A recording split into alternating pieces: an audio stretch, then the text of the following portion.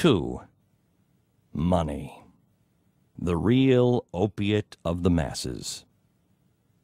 There was a time when our political leaders inspired America to greatness and motivated us to face daunting challenges with courage and resolve. Our political leaders led us to successfully revolt against the British.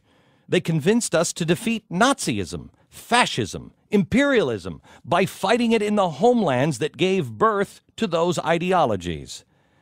They encouraged us in our 50-year-long struggle against the spread of communism, and they captivated the world as we watched it collapse under its own weight. There was a time when our political leaders cited their leadership, temperament, experience, judgment, character, and merit in order to gain the trust and support of a skeptical electorate. Today, they purchase votes and campaign cash by boasting about the pork they've secured for their pet projects or the billions they've passed along to their powerful political allies.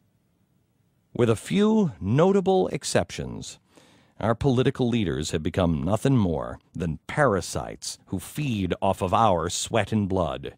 They fail to appreciate America's potential or recognize her superiority, and instead they view her as just another country to be sucked dry for their own benefit without regard for the health of the host.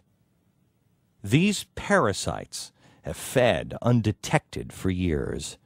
But our present economic crisis has just laid bare how badly the members of our political elite have squandered our wealth while failing to prepare us for rough times. In good times, it was more difficult to see exactly what they had done to us.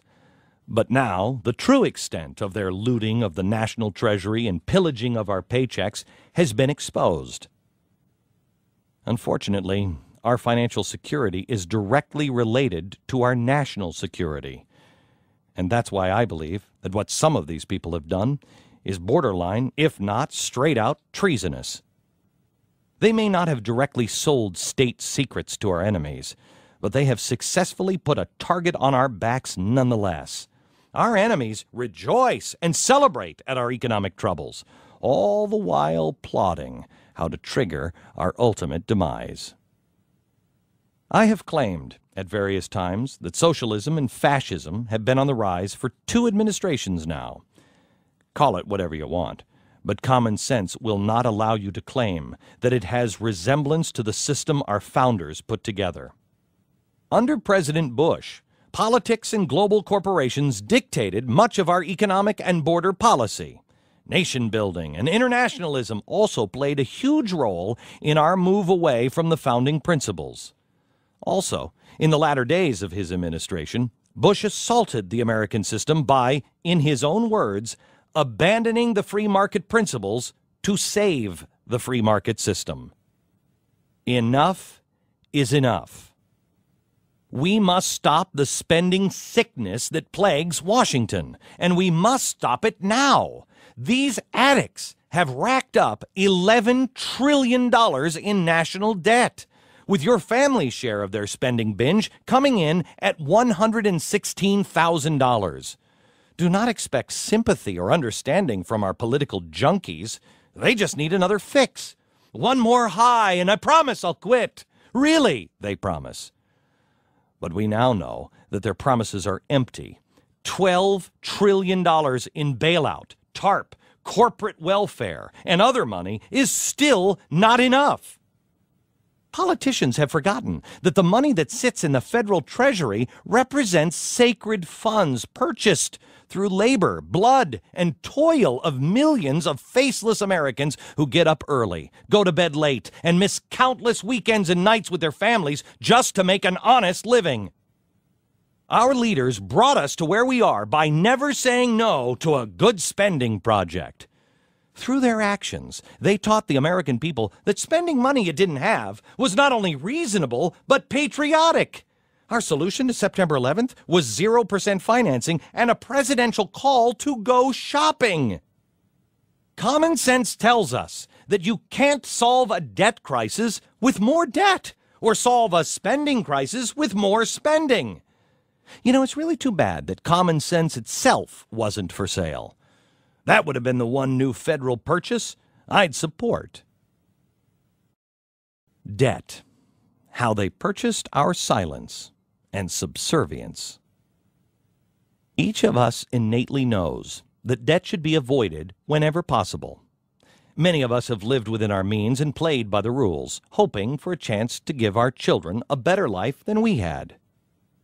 Thomas Jefferson knew that government debt was not only bad economic policy, but also morally unacceptable because it effectively makes your children responsible to pay for what you bought.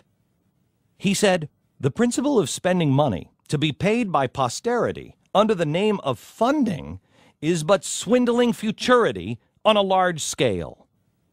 As if that wasn't clear enough, he also said that politicians should consider themselves unauthorized to saddle posterity with our debts and morally bound to pay them ourselves.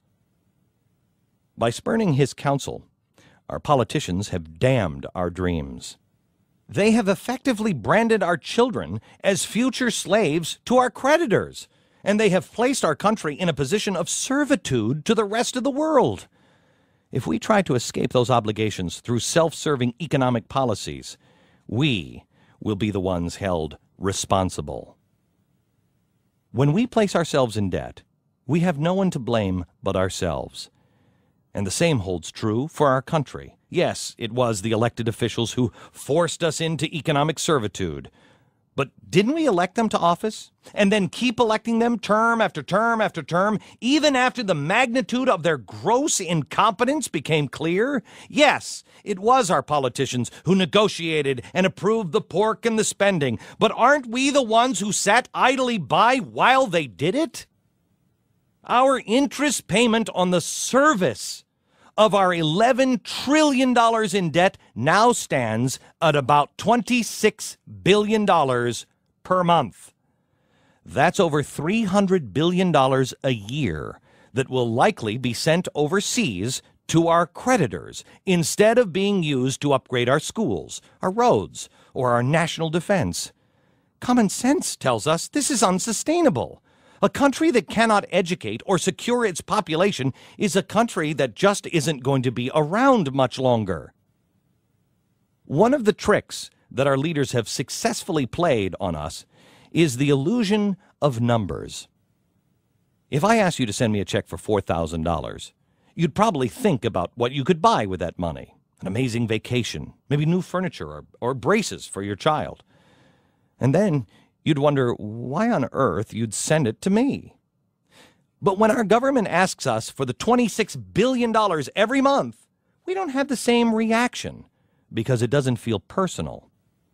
Well, let me make it personal. With one monthly $26 billion interest payment, we could fully fund the annual budgets of the Centers for Disease Control, the Coast Guard, and the Department of the Interior.